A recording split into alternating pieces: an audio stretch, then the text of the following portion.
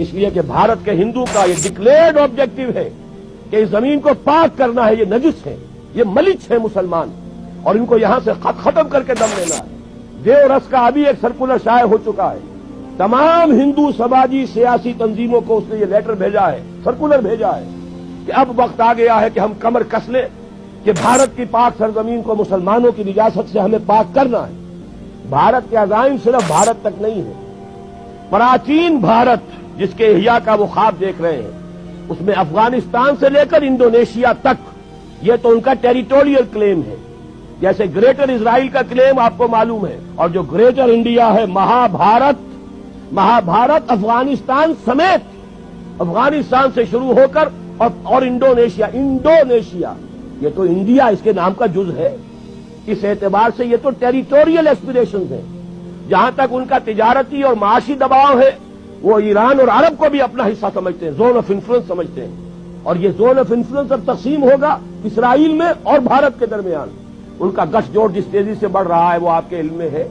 اور جس طریقے سے اسرائیل کا ابھی بیان آ گیا وزیر اعظم کا اسحاق رابین کا کہ یہ جو ہے کشمیر کا جہاد بھی ہو سکتا ہے کامیاب ہو جائے, وقت پر اب اپنی ہمت جو ہے اس کو پورے طریقے سے کمر ہمت کس لو, اور مسلم فنڈامنٹلزم کو ختم کرنے کے لیے ہم سب کو جو ہے we should join hands to finish up with this Muslim fundamentalism. اگر موجودہ حالات کا بغور جائزہ لیا جائے تو اندازہ ہوتا ہے کہ نہ صرف اب اس دنیا کی عمر اپنے اختتام کے قریب ہے, بلکہ کتب دینی کی گواہی کے مطابق اس سے قبل ہنود یہود کی مسلمانوں کے خلاف جنگ میں تباہی کا معاملہ بھی کسی طور پر دلچسپی سے خالی نہیں. اور سچ تو یہ ہے کہ لوح وقت پر لکھی ہوئی یہ تحریر اہل حرم کو خبردار کر رہی ہے کہ وہ آنے والے وقت کے لیے اپنی تیاریاں مکمل کر لیں. اس عہد بے وقار میں مسلمانوں کے خلاف اہل یہود اور ہنود کے کیا عزائم ہیں, اور اس بابت احادیث نبوی اور عظیم صوفی بزرگ شاہ نعمت اللہ ولی کی پیشن گوئیاں کیا کہتی ہیں, ہماری آج کی اس زیر نظر ویڈیو کا موضوع ہوں گی. ناظرین, آپ دیکھ رہے ہیں یوٹیوب کے اس چینل اسپریڈ دی اسلام کو, جس نے ماضی و حال اور قطب صادقہ کی روشنی میں مستقبل قریب کی تصویر بنانے کی ایک کمزور سی کوشش کی ہے. لیکن اس کی تفصیلات میں جانے سے قبل ہم اس قافلہ شوق میں شامل ہونے والے نئے ہم سفروں سے درخواست کریں گے کہ وہ پہلے چینل کو سبسکرائب کر کے ساتھ موجود نہ بجنے والی گھنٹی کی علامت کو بھی دبا دیں. معزز خواتین و حضرات, عظیم مبلغ ڈاکٹر اسرار احمد مرحوم نے ایک دفعہ اپنی تقریر میں زور دے کر کہا تھا کہ یہودی ہر صورت تھرڈ ٹیمپل تعمیل کریں گے, اور جیسا کہ ہم دیکھ رہے ہیں کہ آج یروشلم نہ صرف مکمل طور پر مسلمانوں کے ہاتھوں سے نکل چکا ہے, بلکہ یہودی اس ارض مقدس کو اسرائیل کے دارالخلافے میں بھی تبدیل کر چکے ہیں. اور صاحبان خبر جانتے ہیں کہ یہودیوں نے جس گریٹر اسرائیل کا خواب دیکھ رکھا ہے اور جس کا نقشہ آج بھی اسرائیلی پارلیمنٹ میں دیکھا جا سکتا ہے, اس میں نہ صرف دیگر اسلامی ممالک بلکہ نعوذ باللہ حرمین شریفین تک شامل ہیں. اور اس خواب کو تعبیر دینے کے لیے وہ گزشتہ کئی دہائیوں سے اپنی کاوشوں میں مصروف ہیں, اور آئے دن ہماری دینی حمیت کو چیک کرنے کے لیے کوئی نہ کوئی نیا قدم اٹھاتے رہتے ہیں, تاکہ اندازہ ہو سکے کہ اب تک مسلمانوں کی خاکستر میں کتنی چنگاریاں باقی ہیں.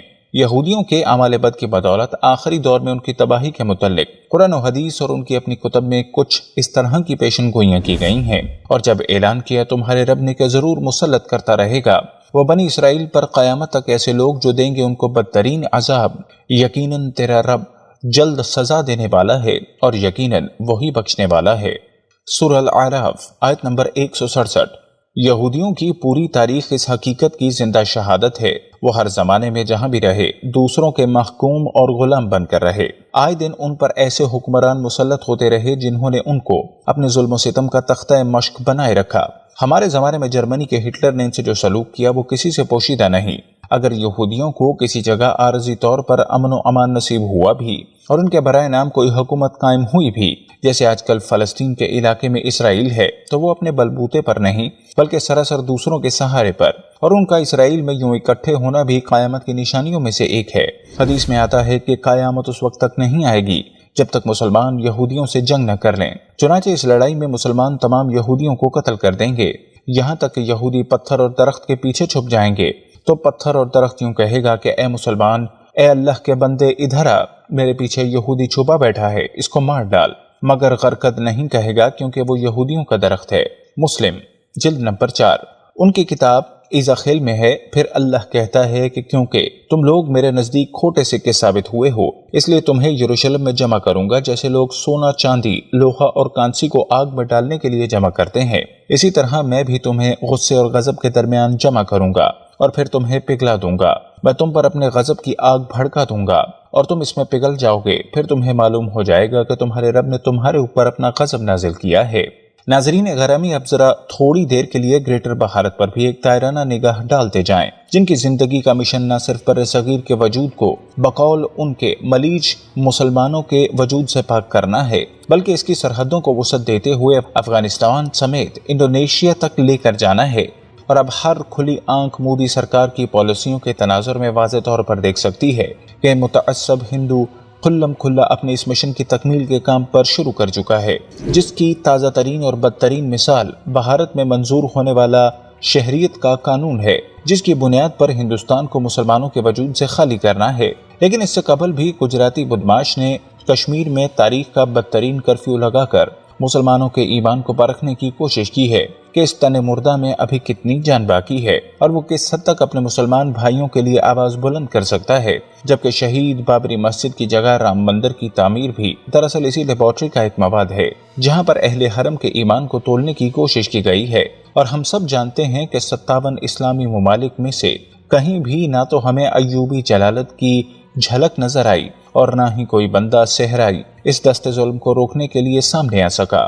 ناظرین مکرم، اللہ کے اپنے فیصلے ہیں جن کے مطابق اہل یہود کو بہرحال تباہ ہونا ہے، اور حدیث نبوی کے مطابق جب یہ میدان جنگ سجایا جائے گا تو مسلمان انہیں شکست دیتے ہوئے ایک ایک یہودی کو قتل کریں گے، حتیٰ کہ ان میں سے اگر کوئی کسی درخت یا پتھر کے پیچھے چھپے گا تو وہ بھی مسلمانوں کو آواز دے کر آگاہ کرے گا کہ فلاں یہودی اس کے پیچھے پناہ لیے بیٹھا ہے، سوائے غرقد کے درخت کے، چونکہ وہ یہودیوں کا درخت ہے۔ اور ہمارے بہت سے ناظرین اس بات سے واقف ہوں گے کہ اسی تناظر میں اہل یہود نے بہت بڑے پیمانے پر غرقد کی کاشت بھی کر لی ہے، اور انڈیا میں بھی اس درخت کے بے شمار کاشت کروا رہا ہے۔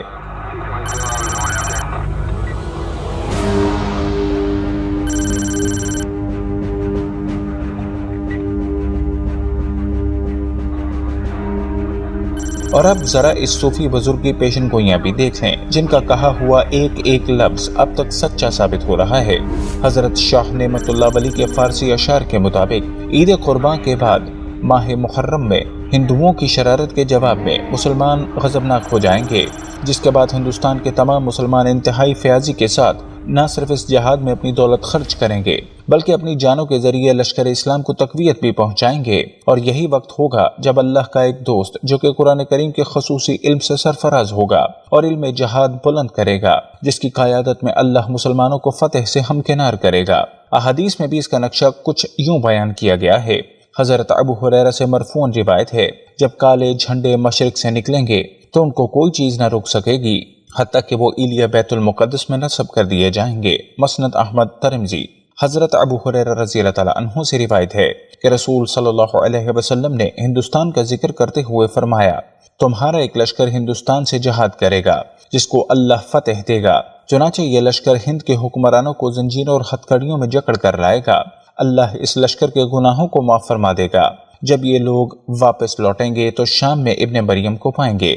حضرت ابو ہریرہ نے فرمایا، اگر میں نے اس جہاد کو پا لیا تو میں اپنی تمام نئی پرانی ملکیت فروخت کر دوں گا اور ہندوستان سے جہاد کروں گا۔ سو جب اللہ ہمیں فتح دے دے گا اور ہم واپس آئیں گے تو میں جہنم سے آزاد ابو ہریرہ ہوں گا، اور وہ ابو ہریرہ شام آئے گا تو وہاں عیسیٰ بن مریم کو پائے گا۔ چنانچہ میں عیسیٰ ابن مریم کے قریب ہونے کے لیے بے انتہا بے قرار ہوں۔ میں ان کو خبر دوں گا کہ یا رسول اللہ، عیسیٰ بن مریم، میں آپ کے ساتھ شامل ہو گیا ہوں۔ راوی کہتے ہیں کہ حضرت ابو ہریرہ کی اس بات پر نبی کریم صلی اللہ علیہ وسلم مسکرائے اور ہنسے، پھر فرمایا، بہت دور بہت دور۔ الفتن نعیم بن حماد۔ ان احادیث میں ہندوستان کا اسلام کے لیے خطرناک ہونا بھی بتایا گیا ہے اور دجال کے ساتھ اس کے اتحاد کی طرف اشارہ ہے۔ یہی وجہ ہے کہ اس کی فضیلت ایسی ہے جیسے خود دجال سے جنگ کرنے والوں کی۔ नजरियाती और तारीखी एतबार से यहूदियों का सबसे पक्का दोस्त हिंदुस्तान है। नेज़ जनूबी एशिया को कंट्रोल करने के लिए हिंदुस्तान को मजबूत किया जा रहा है। इस वक्त उनका मुकम्मल जोर भारत को मजबूत करने पर है। इसके अलावा इस खित्ते में वो जगह भी है जहां दज्जाल के खिलाफ एक लश्कर निकलेगा जो हजरत मेहदी की हमायत करेगा, बल्कि उनको मजबूत करेगा। इसलिए उस वक्त से पहले ही यहूदी भारत को नाकाबिले तस्खीर बनाना चाहते हैं और हर उस कुव्वत को खत्म करना चाह रहे हैं जो भारत के लिए खतरा पैदा कर सके।